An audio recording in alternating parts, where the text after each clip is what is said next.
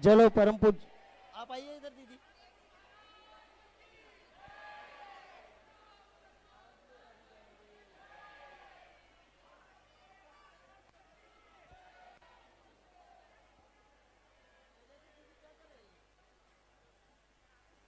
Hello.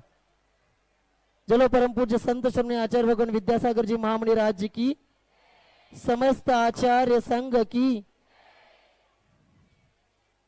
आज के दिन यहाँ आचार्य को शास्त्रण करने के लिए निमंत्रित करते कमल नयन, पिंकी, विवेक, निकिता, समित, हीरल, शाह भिलवाड़ा निवासी। इन्होंने संस्कृत का एक मंदिर के लिए 3,51,000 रुपए की दान राशि की स्वीकृति दे वे आए और आचार्य को शास्त्रदान करे। सुगन चंद, विजय कुमार, पिंकी, रोहित, श्रद्धा, शोनित, रारा परिवार भिलवाड़ा निवासी।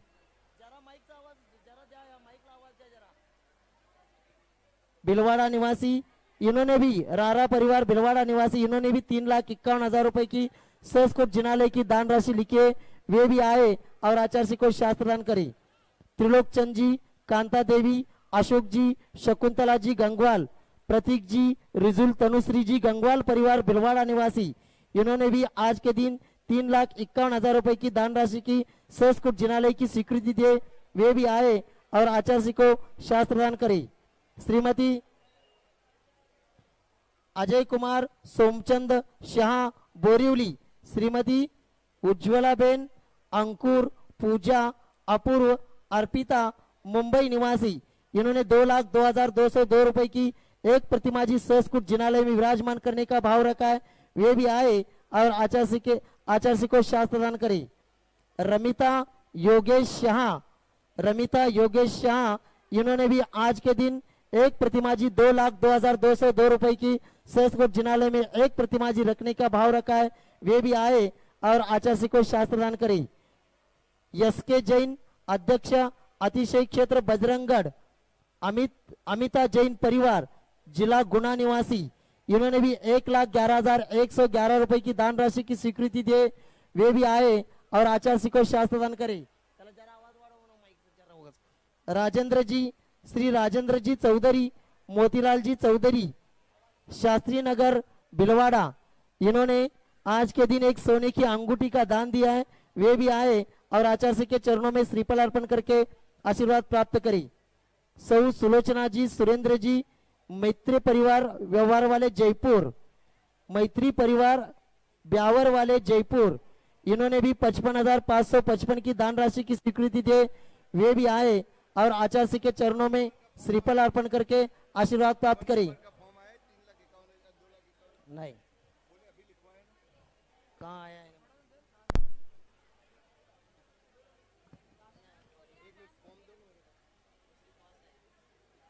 आशीष जैन अमित जी दिल्ली, इन्होंने भी 1,11,111 रुपए की दान राशि की स्वीकृति दे वे भी आए और आचार्य को शास्त्रदान करे।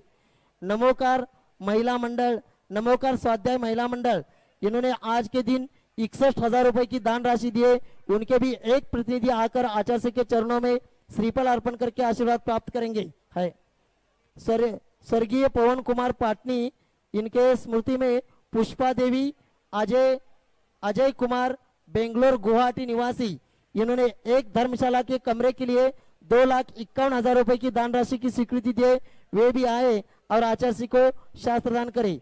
हीरालाल पूनमचंद जैन, भगवती जैन मुंबई निवासी, इन्होंने 55,555 की दान राशि की स्वीकृति दे वे भी आए और आचार्य के चरणों में श्रीफल अर्पण करके आशीर्वाद प्राप्त करे।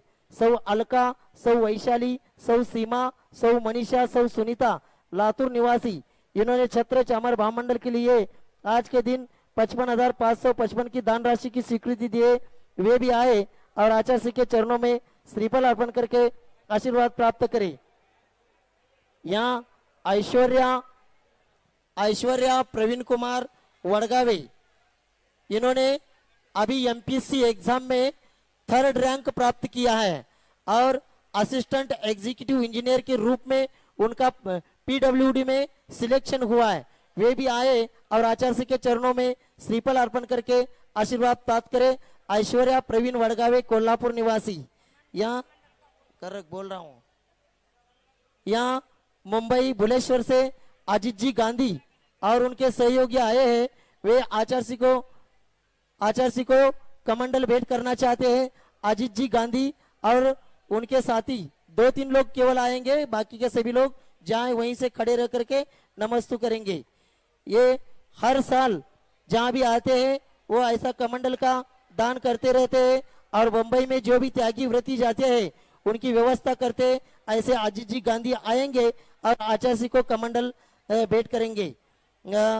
आरिका श्वेतमती माता जी, इनका चौमासा सिरोंज नगर में चल रहा है और सिरोंज से भी यहाँ श्रावक आए हैं। उनके प्रतिनिधि के रूप में एक व्यक्ति आएंगे, सिरोंज के एक व्यक्ति आएंगे और आचार्य के चरणों में श्रीफल अर्पण करके आशीर्वाद प्राप्त करेंगे। बाकी के सिरोंज वासी जहाँ आए वहीं से नमस्तु करेंगे। जो सिरोंज से आए वो सभी लोग वहीं से नमस्तु करेंगे। लातूर से भी आज, हाँ शांति से, लातूर से भी आज यहाँ समाज के श्रावक श्राविका आए, उनके भी एक प्रतिनिधि आकर आचार्य का ट्रस्टी जो अभी नवनियुक्त ट्रस्टी हुई लातूर से, उस ट्रस्टी में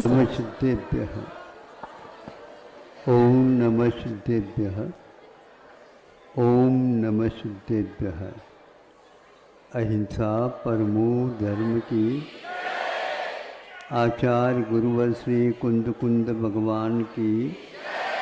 आचार्य गुरुवर श्री ज्ञान सागर मुनि महाराज की। जय लो परम पूज्य संत शून्य आचार्य भगवान विद्यासागर जी महामुनि राज जी की। समस्त आचार्य संघ की। आगे कोई नारा नहीं लगेगा। सुनो शांति रखने के लिए बैठे आप लोग, हल्ला गुल्ला करने के लिए नहीं। एक बात जो 2-3 दिनों में बताई गई उसका उपसंहार लगभग करते हुए एक उदाहरण आपके सामने रखा जा रहा। ये तो कहा ही है, सम्यक दर्शन ज्ञान चारित्राणि मोक्ष मार्ग है। मोक्ष का मार्ग होता है सम्यक दर्शन, सम्यक ज्ञान और सम्यक चारित्र के साथ। ये मार्ग का कथन है, मोक्ष का कथन नहीं। एक बात। दूसरी ये बात है कि सम्यक दर्शन पैदा होता है, बाद में नहीं होता, पहले होना अनिवार्य है, फिर बाद में जो ज्ञान चारित्र आदि क्रम से होते हैं। ऐसी जो मान्यता है ये किसी भी आगम में ऐसा नहीं लिखा कि पहले सम्यक दर्शन ही होता है, किंतु उन तीनों का एक साथ होना भी आगमोल्लेख है। इसको कुछ लोगों ने अपने स्वार्थ सिद्ध करने के लिए कि केवल सम्यक दर्शन ही पैदा होता है ऐसा कहकर के, अन्यथा इस सूत्र में सम्यक दर्शन को पहले क्यों नहीं रख सकते? पहले रखने का अर्थ यही है वसी का ही प्रधान स्थान है, ऐसा कुछ नहीं है, किंतु उसके माध्यम से मोक्ष मार्ग में संवर और निर्जरा आदि तत्व प्रारंभ हो जाते हैं। लेकिन उसके साथ साथ चारित्र बाद में होता, ऐसा कहीं भी नहीं लिखा। अब देखो एक उदाहरण है, अमृत धारा एक अपने आयुर्वेद में एक बहुत अच्छा औषध माना जाता है। तात्कालिक उपचार के लिए ये बहुत ही अच्छा काम करता है। बाद के लिए मैं नहीं कह रहा हूँ, लेकिन वर्तमान में यदि किसी को उल्टी हो रही हो, जी मचल रहा हो, आदि आदि दस्त लग रहे हों, उसको दूर करने के लिए दूध में अथवा पानी में 1-2 बूंद, ज़्यादा नहीं, ऐसा नहीं कि चम्मच डाल दो और दे दो, ऐसा नहीं, 1 या 2 बूंद उसमें दे दे, पर्याप्त होता है। और यह अमृत धारा का काम उसी समय उसको आराम मिलना प्रारंभ होता है। इसी प्रकार सम्यक दर्शन, सम्यक ज्ञान, सम्यक चारित्र तीनों चाहिए, तभी मोक्ष मार्ग में कदम उठने के लिए लायक हो जाता है। यदि उस अमृत धारा में तीन चीजें मिली है, एक तो पेपरमेंट है, हाँ, और दूसरा है अजवान का फूल, और हाँ, एक कपूर है। तो ये तीन चीजों का मिला दो तो अमृत धारा बनेगी। किंतु यहाँ पर सावधानी की बात यह है, तीनों की मात्रा बराबर हो। अब इससे अपने आप ही ज्ञात हो जाता है, सम्यक दर्शन की मात्रा थोड़ी सी ज़्यादा होती होगी, सम्यक ज्ञान सम्यक चारित्र की थोड़ी होती होगी। इसलिए उमा स्वामी महाराज ने देखो सम्यक दर्शन ज्ञान चारित्राणी मोक्ष मार्ग कहा। नहीं, मोक्ष मार्ग के लिए कमी बेशी से मतलब ने समान बराबर मात्रिक होना चाहिए, तभी यह होगा। अभी चारित्र का एक अंश भी नहीं फूटा है और आप चारित्र की बात करते हो, क्योंकि आपको ध्यान लगाना और आपको परम समाधि को प्राप्त करना है। आगम में यत्र तत्र सर्वत्र इन चीजों का वर्णन मिलता है, उसमें अपने आप को शामिल करने के लिए उन्होंने ये सोचा कि सम्यक दर्शन पर्याप्त है, सब काम हो जाएगा। नहीं होगा। घर का यदि आपका मोक्ष मार्ग है तो संभव है, लेकिन पहले दिन हमने कहा था हम आपके बारे में कुछ भी नहीं कह सकते, क्योंकि आपकी दुकान है, आपके सेल्समैन हैं, आपके ही माल है, और यहाँ पर आपका क्रेडिट जिसको बोलते हैं बहुत विश्वास है आपका बाजार में, सब कुछ है, इसमें कोई संदेह नहीं। ग्राहक भी बहुत आ जाते हैं, लेकिन ये बात सरकार हमेशा देखती रहती है, इनके दुकान में ज़्यादा ग्राहक क्यों आते हैं। नहीं समझे, इसको देखने के लिए गए और अच्छे अच्छे लोग आते हैं, इसका अर्थ ये है इसमें कुछ न कुछ तो क्या है। दाल में क्या होता है, दाल में जीरा भी तो होता है, काली मिर्च भी तो होता है। दाल में काले का अर्थ बहुत गंभीर है। इसका अर्थ यह है वह उसमें भी बनावटी कर रहा है, इसलिए वह नाप तोल मर्द आदि जो माप है इनमें वो चेकअप करते हैं। बड़े बड़े ऑफिसर आते हैं तो दुकानदार कभी छूटती है, उनको जल्दी संतुष्ट नहीं किया जा सकता। भैया जल्दी जल्दी कर लो, निपटा दो, नहीं है तो मामला और आगे बढ़ेगा। इसी प्रकार सम्यक दर्शन एकमात्र पर्याप्त नहीं, सम्यक ज्ञान भी एकमात्र पर्याप्त नहीं। अकेला सम्यक चतुर्थ भी तो हो सकता, अकेला सम्यक दर्शन होता तो है, नहीं होता ऐसा नहीं, किंतु सम्यक चारित्र के लिए तो सम्यक दर्शन चाहिए।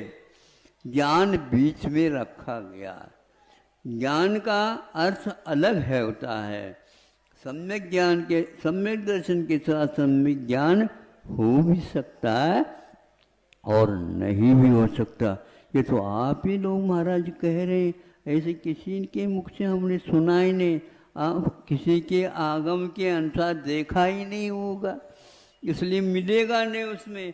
क्योंकि श्रुतज्ञानावरणी कर्म के क्षय उपशम के बिना सम्यक ज्ञान जो शास्त्रीय ज्ञान बोलते हैं वह नहीं हो सकता, ऐसा आगम का उल्लेख है। इसलिए कि उसके अभाव में भी सम्यक दर्शन रह सकता है, रहता है। पहले दिन ये कहा था ज्ञान के सम्यक ज्ञान की व्याप्ति सम्यक दर्शन के साथ कहीं भी नहीं लिखा। इसलिए द्रव्य शुद्ध जो शास्त्रीय पंडिताई जिसको बोलते हैं उसका होना कोई अनिवार्य नहीं है, ऐसा कहा गया। ये ध्यान करने के लिए परम समाधि परम सामायिक आदि आदि कथन आता है, उसमें भी यह नाम लेना चाहते हैं तो आचार्य कहते हैं अविरत दशा में ये कुछ भी संभव नहीं है। समाधि के लिए उन्होंने चतुर्थ महाराज भगवान की स्तुति करते हुए समंतभद्र महाराज ने कहा तद्गुण प्राप्त है। समाधि के प्राप्ति के लिए दोनों प्रकार के परिग्रहों का त्याग बताया है। कौन से है महाराज? ये अभिनंदन सागर महाराज, अभिनंदन महाराज। हाँ, समाधि तंत्र है, समाधि तंत्र है तदुपोपत्त। ये समाधि का लक्ष्य बना करके जो इन्होंने लक्ष्य बनाए हमें परम समाधि को प्राप्त करना है, वह मरण के समय होता वो नहीं, किंतु बोधि निदानम की रत्नत्रय के आधार और निधान भूत समाधि को प्राप्त करने के लिए तदुपोपलब्ध है। उसकी प्राप्ति के लिए क्या किया? दिगंबरत्व को द्वयन ग्रंथ गुणेन चायुजत, दोनों प्रकार के परिग्रह का त्याग बताया। अब पूछ लो घर में बैठ करके ध्यान लगाने वाले के पास कौन सा चारित्र है, कौन से चारित्र का उन्होंने पालन किया, त्याग किया और संकल्प पूर्वक किया हुआ हमें बता दो। एक रत्ती भर भी उनके यहाँ नहीं बिरती, इसलिए उसको अविरति ये संज्ञा दी गई है। इसलिए उस कार को, मोटर को, वाहन को पकड़ लेती है पुलिस जिसकी नंबर प्लेट नहीं है।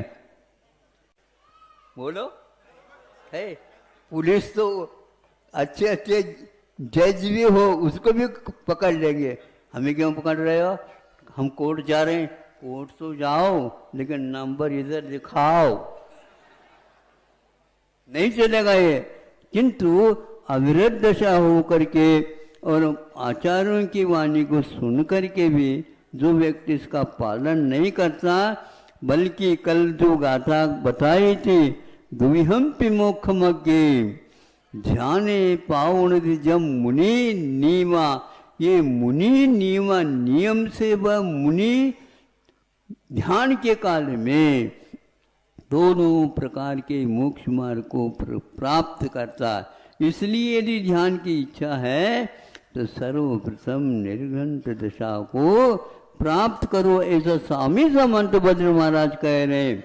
उस स्थान में उन्होंने मुनि शब्द को हटा करके उसमें गुणी शब्द रखा। गुणी का अर्थ होता है एक प्रकार के सम्यक दर्शन को प्राप्त करने वाला।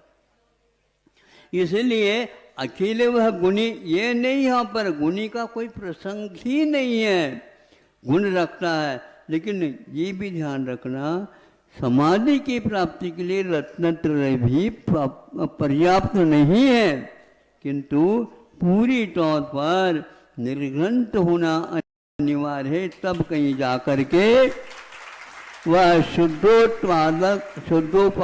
शुद्धोपयोगात्मक अथवा उपेक्षा संयम परम समाधि और निश्चय रत्नत्रय, ये सारे के सारे व्यवहार रत्नत्रय इत्यादि के कार्य रूप में हैं। इस प्रकार जिन्होंने अपना उद्देश्य समाधि की प्राप्ति रखा है उसको यह अनुबंध रखा है। इस अनुबंध के स्थान पर आपने अपने स्वार्थ सिद्धि करने के लिए और अपने शिष्य मंडली को बढ़ाने के लिए, और कौन सा आपका प्रयोजन है मुझे बताओ। प्रयोजन यदि मोक्ष मार्ग का संवर का होता, आप आइए ना, क्या बात हो गई, किसी भी प्रकार से आप आगे बढ़ सकते हो।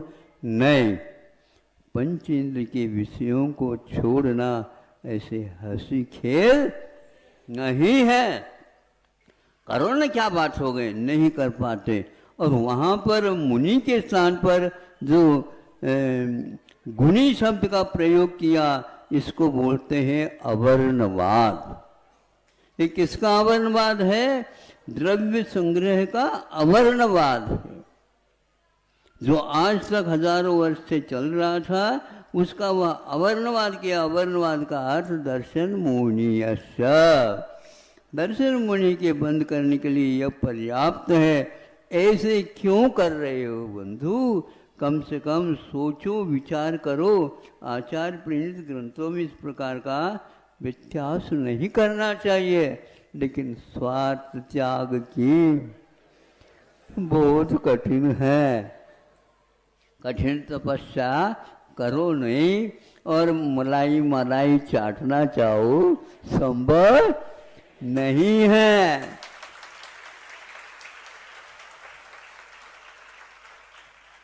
हाँ, बनावटी मलाई तो संभव है। नहीं समझे? आजकल मलाई और नवनीत निकल रहा है, सोयाबीन के दूध से भी निकलता होता है, और पहचान नहीं सकोगे आप, खाते रहोगे। बोलो फिर, सोयाबीन जो जानवरों को खिलाने के ये अनाज है, और आज अच्छे अच्छे साहूकार भी इसको बिस्किट बनते हैं, अच्छी क्वालिटी के पार्ले वगैरह। अब किसी का नाम तो नहीं ले सकता, उनमें डलता है, ये मैं नहीं कहता, लेकिन यह हकीकत है। ऐसे ऐसे आइटम बच्चों को दिए जाते हैं जिसके द्वारा अनेक प्रकार के रोग हो जाते हैं। इससे बचने के लिए आपको दोनों प्रकार के मोक्ष मार्ग प्राप्त करना चाहते हो। व्यवहार मोक्ष मार्ग पर्याप्त नहीं है, किंतु निश्चय मोक्ष मार्ग चाहिए, और व्यवहार मोक्ष मार्ग के लिए अविरति दशा से ऊपर उठना अनिवार्य होता है। इस प्रकार के सिद्धांत को जो उड़ाना चाहते हैं, उनके लिए इस प्रकार के यदि भावार्थ लिखा हुआ अर्थ का ग्रंथ मिलता है, उसको पहले से ही निकाल करके दूर कर देना चाहिए। क्योंकि जो व्यक्ति जो भावुक श्रावक है, वो सब ये रहस्य नहीं समझ पाता। इसलिए देव की भी गुरु की भी यदि परीक्षा होती है, तो जनवानी की भी परीक्षा होनी चाहिए। जनवानी तो जनवानी है, उसमें किसी प्रकार के ये दोष नहीं आना चाहिए। इसकी रक्षा करने से भी उतना ही फल मिलता है जितना हम अन्य और अनुष्ठान करने से कर सकते हैं। ये यदि आपको नहीं अच्छा नहीं लग रहा हो, तो आप हाथ उठाइए और आप भी इस मार्ग से दूर हो जाइए। कोई इस प्रकार के संख्या से कभी भी मोक्ष मार्ग की उन्नति और रक्षा नहीं होने वाली है। आप लोगों का कर्तव्य है इन तीनों को विकार रहित वीतरागता के रूप में ही पूजेंगे, तो असंख्यात गुणी निर्जरा होगी। रेवती की कथा पढ़ी हो तो आपको बहुत अच्छा लगेगा। पुरुष को भी पढ़ना चाहिए और महिलाओं को विशेष रूप से और पढ़ना चाहिए। जहाँ कहीं भी शामिल हो जाए ऐसा अच्छा नहीं है। इतना पर्याप्त है। अहिंसा परमो धर्म की। बोलो परम पूज्य संत श्रोमणी आचार्य भगवान विद्यासागर जी महामणि राज्य की, समस्त आचार्य संघ की।